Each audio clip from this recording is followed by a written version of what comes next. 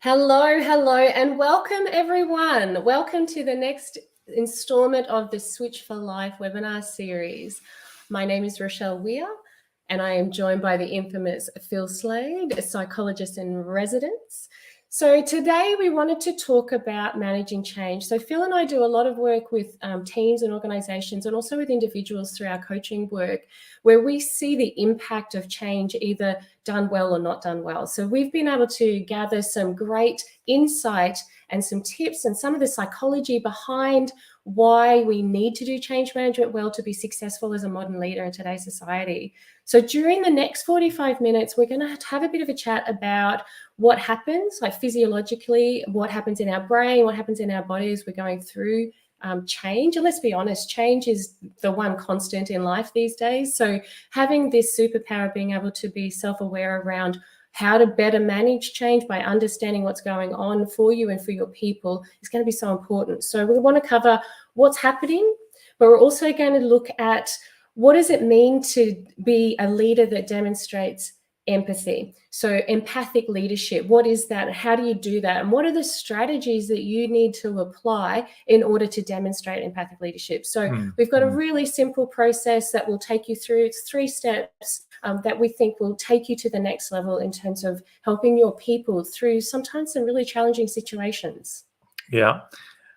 And looks like we're streaming using a streaming service that streams across LinkedIn and YouTube, and I think Facebook at the same time. So there's a whole lot of people that are, and we've just got a warning that's come up saying that we're having trouble posting on LinkedIn, and we've just had somebody text us to say that LinkedIn doesn't seem to be streaming at the moment. So one of our team is online moderating for us. So we'll post a link to the YouTube live stream as well. So you might need to just switch over from. Yeah, we'll switch over to YouTube then. No problem. Jamek, if you wouldn't mind just putting a link into the chat channel for people so they can navigate over to YouTube, that'd be great. So navigate to YouTube. We'll hold here for a little bit. We won't get too far into it, and allow those people that are on LinkedIn to get over to YouTube and stream it through on YouTube, which seems to be working at the moment. All right. So where to from here? I suppose when we start to talk about managing through change and loss. And managing change whilst we're leading and doing it with empathy, I suppose we can't not recognize that change equals loss and loss equals grief. So if you're looking at any sort of loss, you're going to go through a grieving process, because grief and sadness is an emotion that comes up whenever you lose anything. And we often think about it's the loss of a loved one or a loss of a person, but it's also the loss of expectations, the loss of what we expected to happen, because there's an effort that comes up, and now we've got to do things that we didn't have to do before, and we get sad about that. The way things were, or the way things we expected them to be. If one of my boys, if I have an expectation on them being able to complete a certain task with a certain level of capability and they fall short of those expectations, I'm going to feel sad. I'm actually going to grieve the loss of that expectation of that outcome. Now, it may not be that much grief, but it still will be grief. So we've got to understand what is grief and what this grief cycle is. So the 7 stages of grief, and we've sort of rebranded a little bit cheekily, the 7 stages of change, because to me that's kind of what it is. Actually, it's just change, and we go through this process: shock and denial, shame and self-blame, anger and bargaining, depression, loneliness and isolation, turning a corner, reconstructing the future, and then hope and acceptance. We're going to go through each of these quickly now, just one by one. So the first stage is always shock and just denial. It's that moment where the information hits you and your brain's just trying to process that it happened. And the bigger the change, the bigger the shock. Right, because your brain is like, oh, I have to recalibrate. What does this mean for me? How do I navigate the next little bit? And so it gets frozen in this shock state. And we often we use too many words, or we we do something and we don't necessarily recognize that we're actually just in shock, right? And it's this freeze state. But as soon as we get to this freeze state, we kind of go into this idea of it's my fault. Is it my fault that I didn't do something, or I should have done something earlier, or there's something that I could have done in order for me to avoid this painful situation. And we start to blame ourselves. Now, for some of us, we move through this super quick because we don't believe it is or whatever, but the thought goes through your head. But as soon as you pass through this thought, a lot of people recognize this part of the grief cycle. It's a highly active emotion, anger and bargaining, and you're highly aroused at this point. And sometimes you can just be angry for the sake of being angry. It doesn't even need to make sense, but you're just angry. And then the way that you talk out this anger is often through bargaining. So in a change process where there's going to be a restructure, all of a sudden it becomes about negotiating. Well, if I'm going to lose this, then I want this, what does it mean that we can't work from home anymore, that we have to come back into the office? What am I going to get for coming back into the office when I kind of like working from home? Or maybe I could just work from home 2 days a week instead of full time. Or exactly, you start to bargain with the change. And so there's this process. And I think as managers, we misconstrue this process for just people being resistant or people not being on the team or not being on point. And we fail to recognize is that you as a manager have gone through this process as well. It's just that you've sat with this information for longer. So you're already at the end of this cycle whilst other people are going through it. You've just done it in a slightly different way. Because people will, when they basically resign to the fact that, okay, this is what's going to happen, this is the way that it is, they actually need to go through this moment of isolation and a little bit of sadness and depression. I mean, this is where the real grief starts to come through, and they need to grieve the loss of what happens. And this just takes time. Again, the greater the change, the greater the grief. And you just need to give people the space and the time to be able to do this. Because eventually they'll turn the corner, and you need to nudge them and encourage them. You don't want them to stay in that down spot for too long, but you also need to recognize that they need to spend some time there. Because when they start to turn the corner, then they pick up their own momentum again, and it goes into reconstructing the future and hope. And they accept it, fully accept it. They've got hope, and actually now they realize that it's better than it was before anyway. And they start making up all these narratives about how good it is. And often 6 months after the change, you'll talk to them and they won't even remember what they were like 6 months ago. It's this weird thing. And you'll be looking at them going, man, I didn't even think you were going to be on the bus 6 months ago. And now you're the advocate, it's because you've allowed them to go through this change, and you've got to allow them to be the advocate, right? But this happens in everyday life. It doesn't need to be a big thing. I like to give the example of when you're driving to work on the road, and you've got a way that you drive every day, and you might have done this for a couple of years, and you don't even think about it anymore. You're an autopilot. Then one day you hit roadworks, and all of a sudden you're shocked. Oh, what am I going to do? What does this mean? Am I going to be late? Am I going to be, and you're sort of in this shock stage. And then you go, oh, I knew I should have left a little bit early this morning. I just knew that if I wouldn't be in this place. And these stupid roadworks anyway. They have to do it now. What? I mean, we're in peak hour, right? Maybe if I can, I don't know, but what do I need to do? I mean, what's my shortest route now? How do I find a different way, a pathway, a back road or something? And now there's anger. You can see me going through those first three stages. And then it's a bit of depression, and you're like, I don't know what's going to happen now. And you start to go, this is going to be, what meeting am I going to miss? And, they're just going to, I know what thoughts go through your mind. And then you go, okay, well, hang on. No, I can ring from the car. I can dial in. And maybe if I ring ahead, maybe I ring Shell and goes, hey, I'm going to be late. Can you kick off the meeting? I'll be online and I'll get there as soon as I can. And they go, okay, cool. This is all right. Reconstruct the funeral. I've got a plan. And then I'm actually okay. And that might all take about 2 minutes, but I've still gone through that process, right?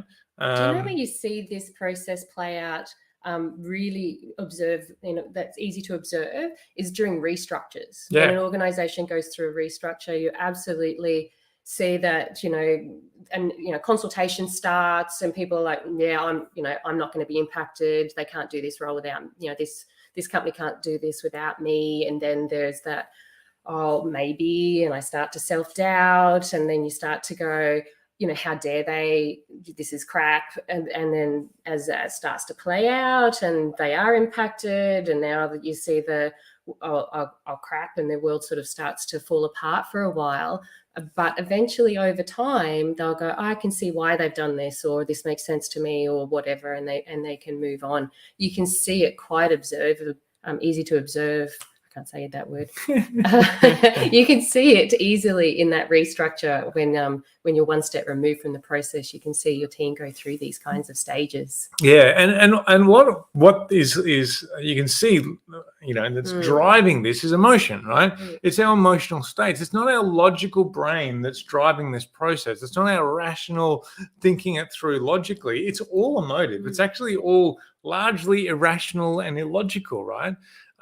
In order for us, though, to be able to understand this, we have to start being able to see this process and see what's happening in someone else, and almost put ourselves in the situation of, if I was in their shoes, where would I be? Is this logical, or is this, when you're thinking about it, outside of their experience, could I see that that's how I would feel? And this is this part of empathy, right? And this empathy muscle, as they talk about it. And we're going to talk about our apes. And if you know anything about our webinar series, you will have heard about the ape before. We'll recap very, very quickly in a minute. But this whole idea of this part of the brain that's very reactive, and it's linked to our survival instinct and to our reactive nature.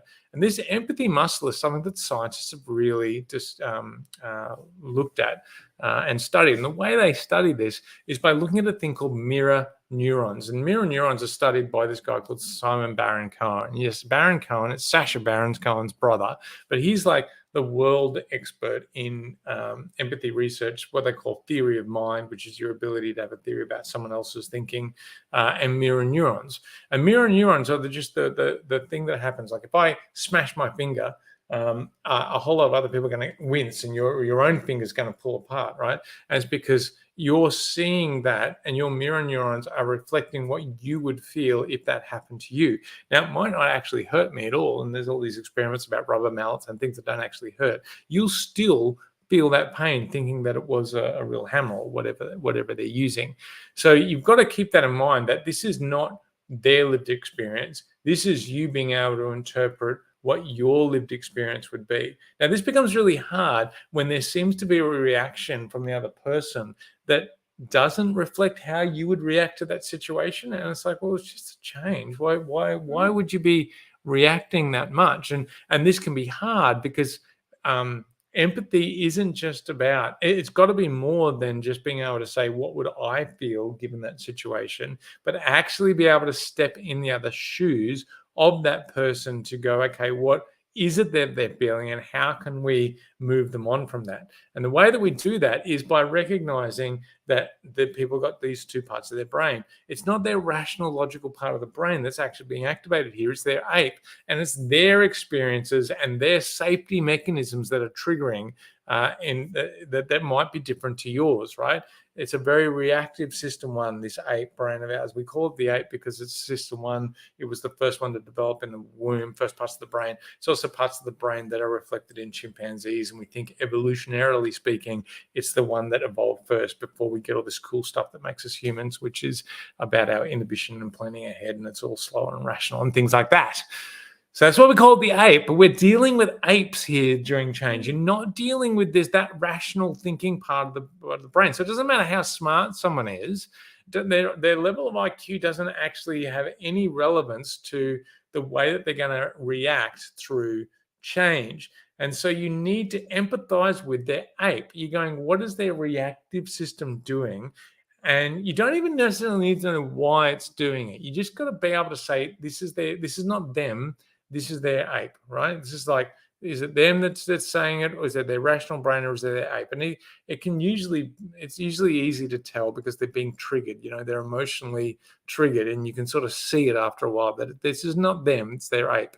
And that's really important because you're starting to separate them. You're not saying, oh, they're emotionally disruptive, or they're not on the bus, or that person isn't with me. You're saying, well, their ape isn't with me. It's like you're disassociating it a little bit, which allows some forgiveness and allows a bit of grace in this system, but also allows you to just think about it in a much more constructive way. We like to think of it as the hand brain. You know, if you put your thumb across your hand, that's kind of like your amygdala and your fight, flight response, and all those parts of the brain that are your ape, your system one. And then the folds of the brain are the things that go over the top. This is your frontal lobe, your planning. And what happens is that this frontal lobe looks like it's caging your ape. Like your thumb is your ape, and that's the cage. And when you lose your head, or you lose your mind, or you flip your lid, then the cage is there and the ape's just going. And the ape is quite strong. So when it gets triggered, the ape often busts out of its cage. It's not that you've got a lot of control over this. And when you're going through change, your ape will have its say. And that's your ape busting out of the cage. And for you, it's about how well can you control that ape. But when you're managing others, it's about how well can you work with those apes to help better manage, regulate, and direct the energy of the ape. And that's something that's really key. So directing the energy of the ape. It's not trying to squash the energy, it's trying to direct the energy. And that's where we start to look at the role that emotion plays. And directing it means that you're not suppressing it. So this is a guy, Antonio Damasio, and he researches and has researched emotion for more than 40 years. He's the leading expert on emotion, Antonio Damasio. You can look him up. But he did a study on emotion and how it affects, because a lot of high-flying decision makers were like, I just need to suppress emotion. If I just get emotion out of the change process, out of the decision-making process, it'll all be fine. And Damasio, and he did this really great experiment. He put these high-flying executives that were in executives and CEO positions. Yes, they were all guys, but that's just, this was the 80s, and that's where they were studying and doing all that sort of thing. But these executives that were high flyers, good decision makers, good managers, had a lesion, which means, a stroke or something to the part of the brain that produces their fight-flight response, to the amygdala. And so they didn't have that part of the brain really functioning. And he just took them down to a street corner and said, which restaurant are we going to go to for lunch? We've got an hour for lunch. We got restaurant 1 that's busy, restaurant 2, which is less busy, or restaurant 3. And they'd go, well, restaurant 1's a lot of people. Maybe we wouldn't, get service, so maybe that's not a good thing. So maybe we go to restaurant 2. Restaurant 2, though, it may not, it looks more like a cafe. It doesn't look like it's got real lunch food, so we might not get what we need. It might just be cakes and things like that. So maybe let's go to restaurant 3. It's a bigger restaurant, but there's not a lot of people there. There's not a lot of people there, though. So maybe the food's not that great. Maybe we should just try restaurant 1. And they would go around, and they couldn't actually make a decision because they didn't have emotion. So what this was showing us is that we need to not be demonizing or suppressing emotion. We need to work with emotion. We need to manage it. We need to direct it. We need to pick up the energy that emotion gives us and be able to put it and point it in the direction that we need to in order to get to people, get people to move. And during change, that's critical, because there will be energy.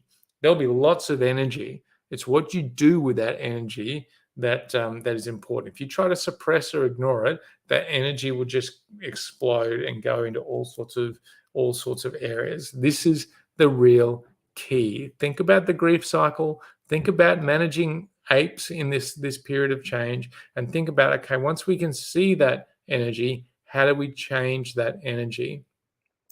So this is about this validate, redirect, and enable is a 3-step process that you can go through to help do exactly what it is that we're talking about, which is about to recognize, redirect that emotion into a more positive frame, and then enable some more positive action. I've actually got a story from some coaching work that I've done recently that kind of demonstrates how this plays out when you're working sort of with specific individuals that are being impacted by change.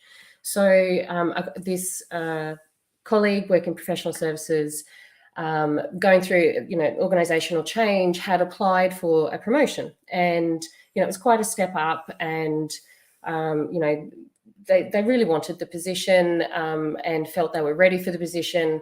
But unfortunately, the process was being drawn out and it didn't look like they were going to be given said promotion.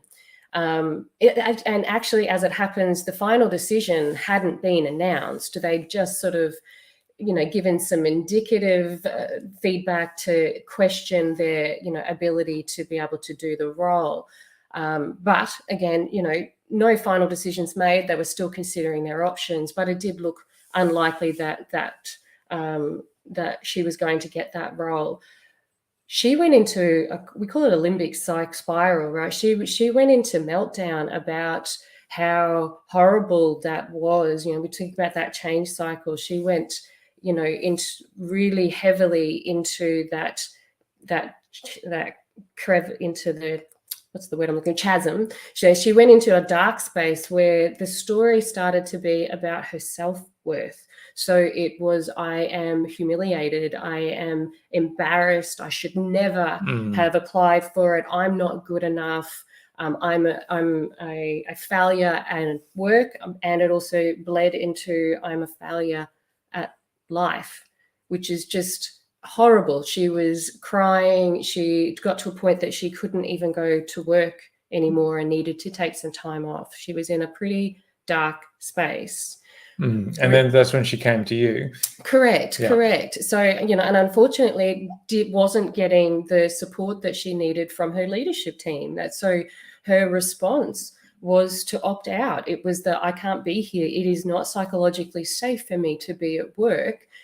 Because the leader had failed to manage that process appropriately and supportive, in a supportive way for her.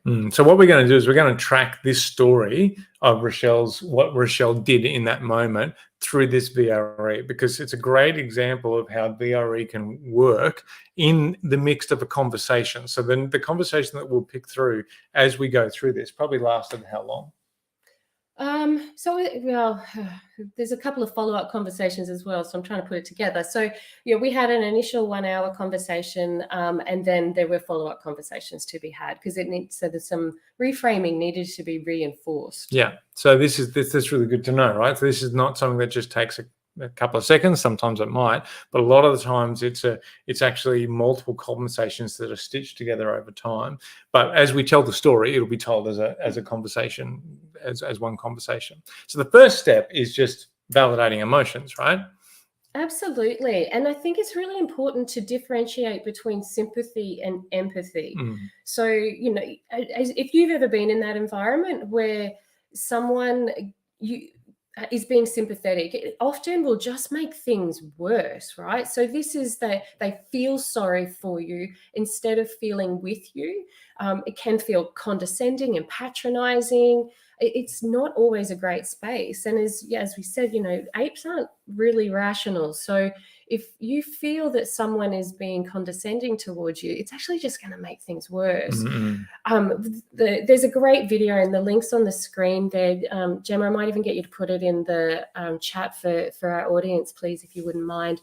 It's about Brené Brown's an amazing author and talks about this concept of sympathy versus empathy, but she talks about this concept of often when that you're doing sympathy is when you start trying to silver line things for people, and you often know you're doing that when you use language such as at least. So you're going through a divorce, well, at least you had a partner, so you've your son's dropped out of school, at least Sally is an A student. If you're using at least, you're probably doing sympathy, not empathy, and it can actually have the opposite effect. Empathy is about being able to just be present and allow the person to feel heard. That validate their feelings, even if you don't agree with them. And as Phil was talking about, you may not have the same life experiences that would react in the same way, but this is just respecting where they're at and how they're dealing with whatever the situation is, and giving them that time and space to work through it. Yeah, and the problem with this, though, right, is that the reason that people often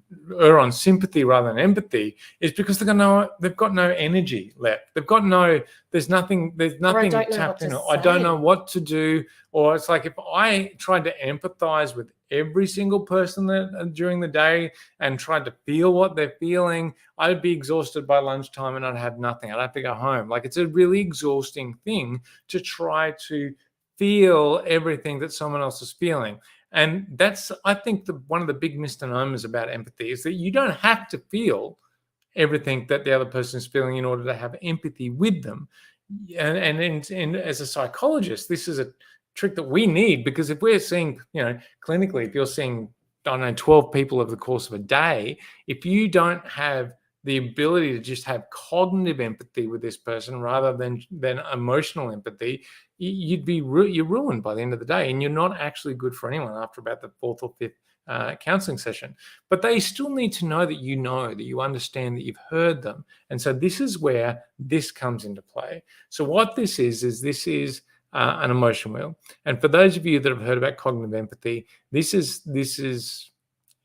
how you use this as a map of arousal in order to use it as an empathy map. So closer to the center is high arousal emotions, closer to the outside is not as high, right? So there's a difference between being peaceful and being ecstatic, being disappointed or being in despair, being hesitant or being terrified.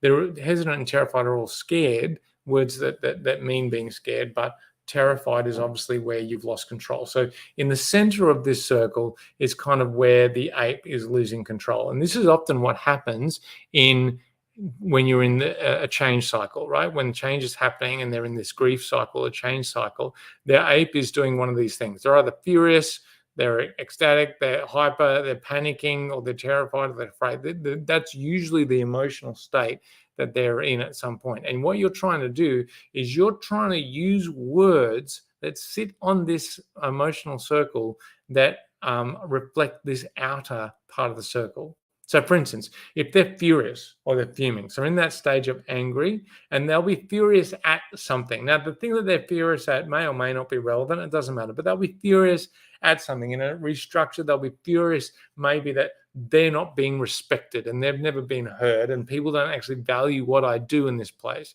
And you can say, that is so annoying when people misread that. You've got to be annoyed at the thing that they're angry at. Not just being angry, and this is not just going, oh, yes, I know, I sympathize. That's not what you're doing, right?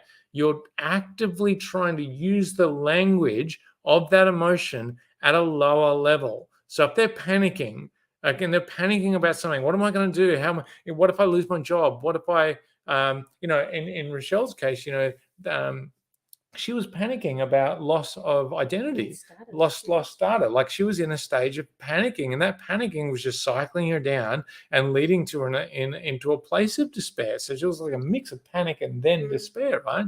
And so being concerned about what she was, and then being disappointed at the thing that she's been disappointed about, being overlooked, about losing face. That's a real key in starting to validate that person's emotional state. You need to validate what they're feeling, and this is really important. This is where this emotional map can come in, because you can do that without having to feel furious or depressed or panicking or anything like that. You can just do it through words, and instantly they start to settle down, because they've heard words that allow their ape to know that they've been heard. And apes just want to be heard.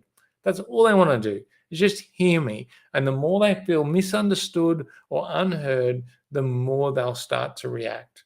And the more that the people that are wanting the change not to happen are going to try to fan that too, just quietly, because they're trying to say nobody understands you, nobody listens to you. We need to create a group and rile against the machine. But if you allow it to express and hear it, and genuinely hear it, and let them know that they're hearing it, it'll settle down. It's not like they won't be anxious, they just won't be panicked. They just might be worried, as opposed to panicking. And it's a different space, because once their lower arousal comes in, the cage goes back on the ape, and you've got them into a little bit more of a thinking space, not an emotionally reactive space.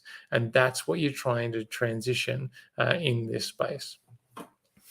So if you aren't sure whether you're dealing with people or their apes, you can sometimes pick it up in the language that they use. So some people are good at masking and are trying hard to suppress, so it may not be as obvious. I mean, anger is really easy, but sometimes, particularly fear-based emotions can be a little bit harder to see. So that feeling of concern and overwhelm until it gets to a really bad point. But what you might pick it up is in these types of language that they use. They're called cognitive distortions. So it's that overgeneralization. So, that her story about I'm a failure because I didn't get one job, one promotion, and the decision hadn't even been made yet. So already jumped to the conclusion that she wasn't going to get the role and that she was never going to be able to be successfully promoted into that level of the organization.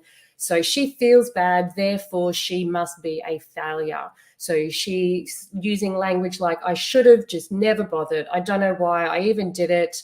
I'm now humiliated. Everyone, it must be talking about me.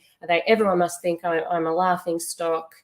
You can see all of that language came through, and you know exactly what you're dealing with then, that this is a negative self-talk, ape speaking about their emotive response to the situation. So she was overgeneralizing as well as personalizing. She was doing that thing about all of these things. I'm making up a story, and the end result of that story is that I'm not good enough. It's something about me that's the problem, and jumping to a conclusion that was already. She didn't even know that the decision hadn't been formally made as yet, but had already decided that was it. Not only am I not going to get this job, I'm never going to get this level job ever.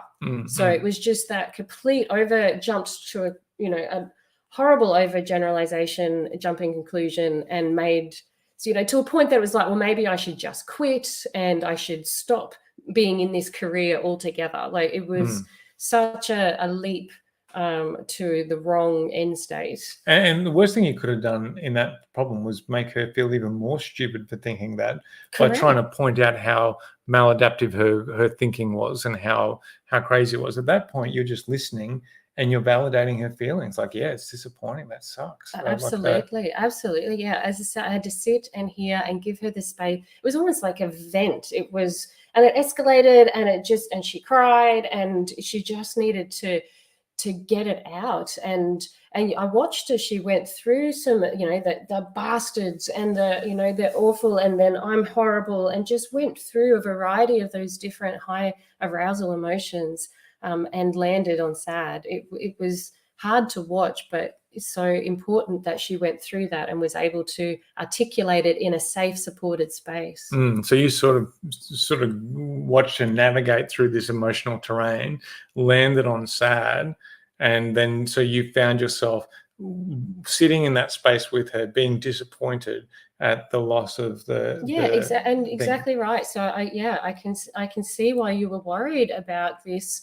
I understand how disappointing it is. It was just slowly introducing some low arousal language so that she knew that I was there. As I said, I would touch her hand so she felt safe.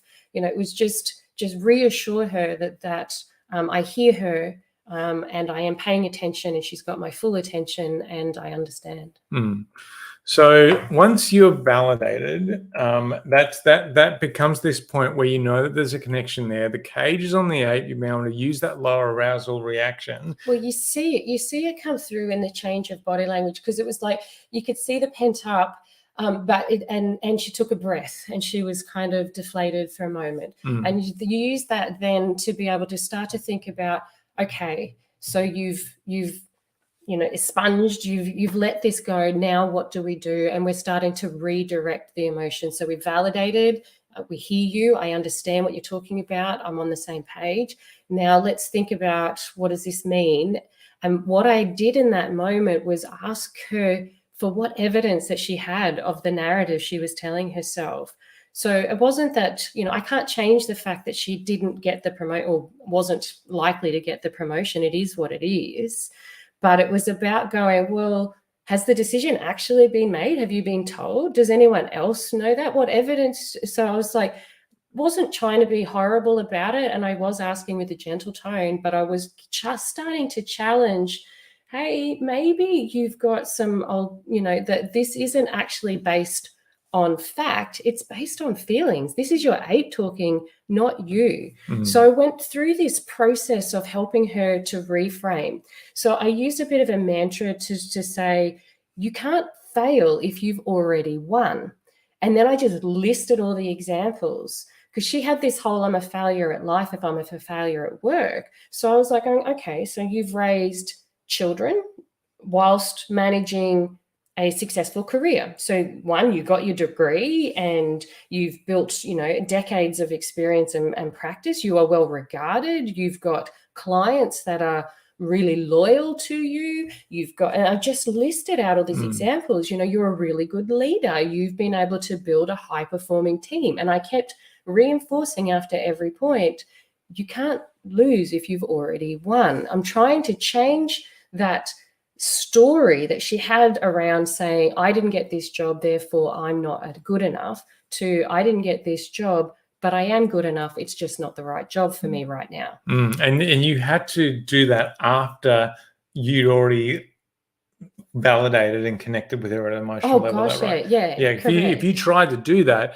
before that crucial stage of validation, she just went, you don't care, you don't understand, whatever, like that's what a lot of leaders, when you're under time pressure, maybe it's not a one-on-one, and all of a sudden they're talking to you and you go, I've got to get to another meeting.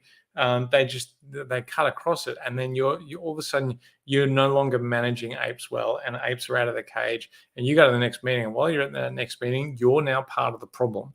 And so you then get caught up in their narrative of don't care, don't listen to me, don't do whatever, I don't care what they're going to do. And then all of a sudden you've got all sorts of maladaptive behaviors. But this whole idea of cognitive reframing doesn't just work when it comes to changing and promotions and restructures.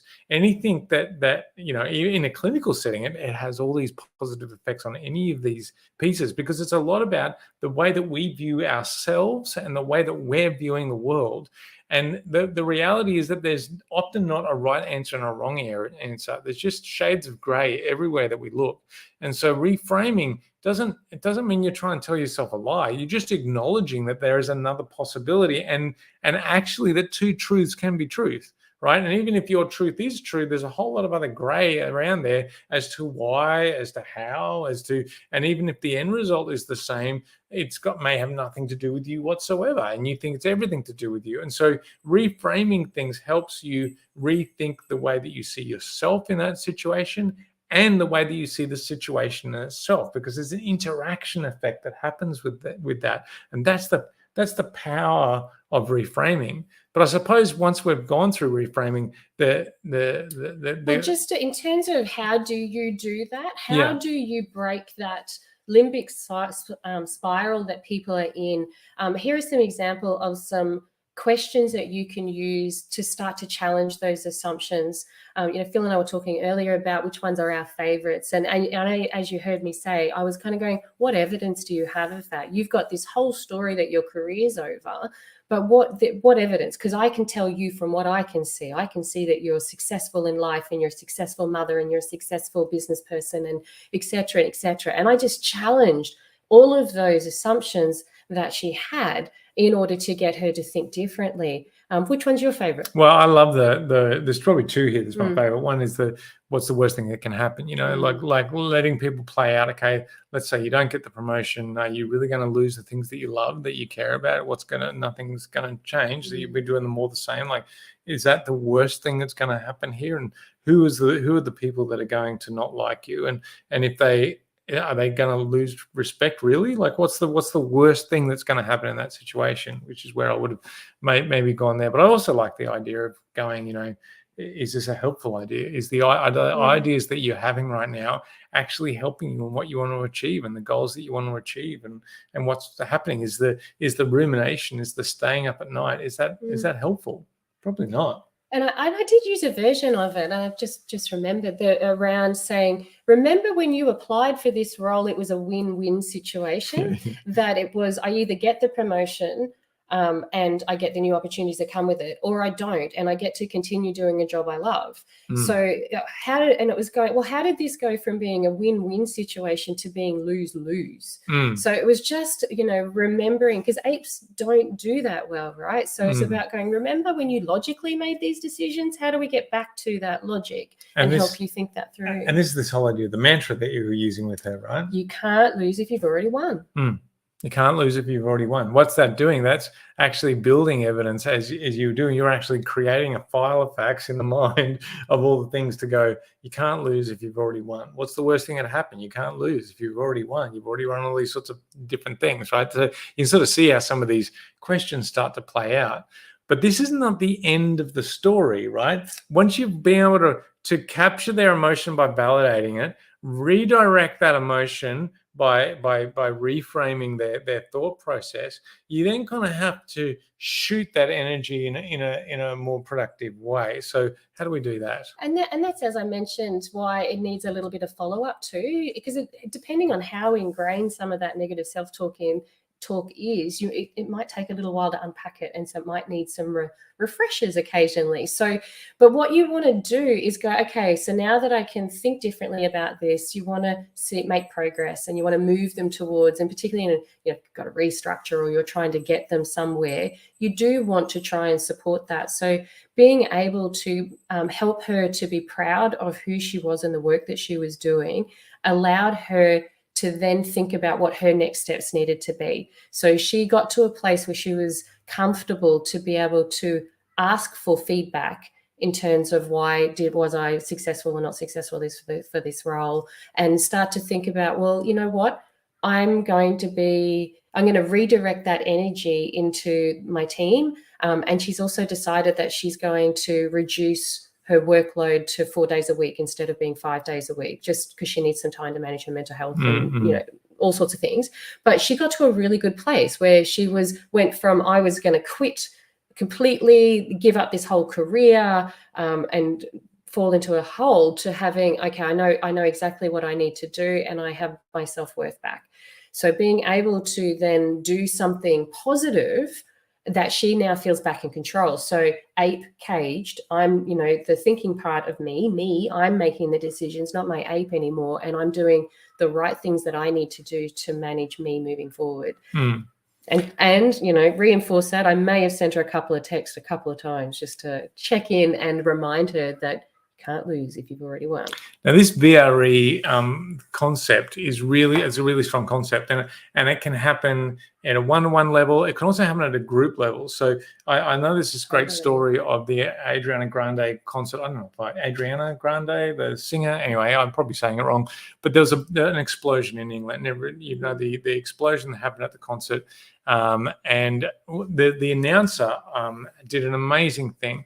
He basically said, as people were starting to panic and they were starting to scream, they were terrified, right?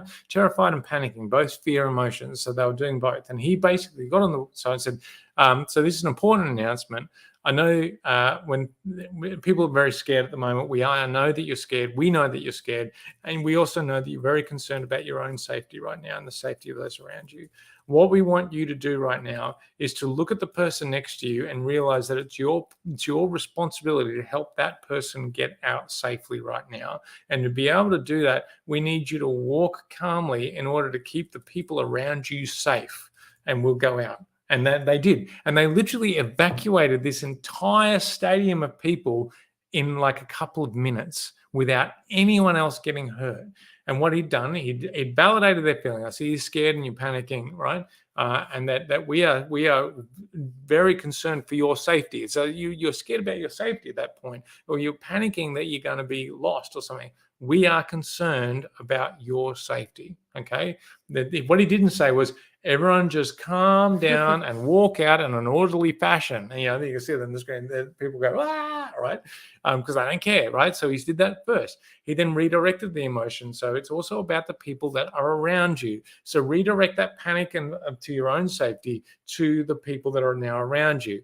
Now, it's your job to make sure that those people get out safely. So be it your responsibility to help yourself and the people around you get out safely. Please walk out in a calm manner. And so therefore they did, and they weren't being told to calm down. They had a job to do, and they were redirecting that high energy that came out of being terrified and panicking, put the cable in the cage, picked up that energy and redirected it to something that was that was the behavior that they needed. I think it's a great example of this VRE in action. So as we wrap up this session today, I do want to leave you with some key messages. Remember, you can't reason with apes. You cannot logically reason with an ape. You just need to help cage that ape before you can start to do that. And respect the journey. Remember the change cycle. Acknowledge that people are going to go through that. And it may not just be a straight linear process. They might cycle back. You might need to provide extra support. You might think, oh, I thought you were there and now we're going to start again. And that's okay. Respect that they're on the journey and support them through those various stages. Practice the cognitive empathy, that ability to identify and label using that language of the thing that they are, upset or triggered about will really, really help to accelerate that process of dialing down the level of arousal, and make sure that you continue to try and move forward. So this is about using the VRE, so validate those feelings, redirect them, and help enable people to move forward with respect. And always remember to put your own mask on first. Yeah. So apes are contagious. So if you're flipping your lid, there is no way you're going to help someone else that is. So use the strategies that you know that work for you in order to keep that ape in its cage. Keep the cage on. Keep the cage on. As always, there's a number of ways you can reach out to it. Because we're multi-streaming, we can't follow chats and things in the chat. So feel free to reach out to us. Send us an email. If you're in education, check out what we're doing with switchforschools.com.au. We're doing some amazing things with the emotional intelligence and empathy mapping within the classroom for both primary school and high school. Check that out. Send us an email. Follow us on the socials, and let's keep the conversation going. Good luck. Thank you for your time. Thanks, guys.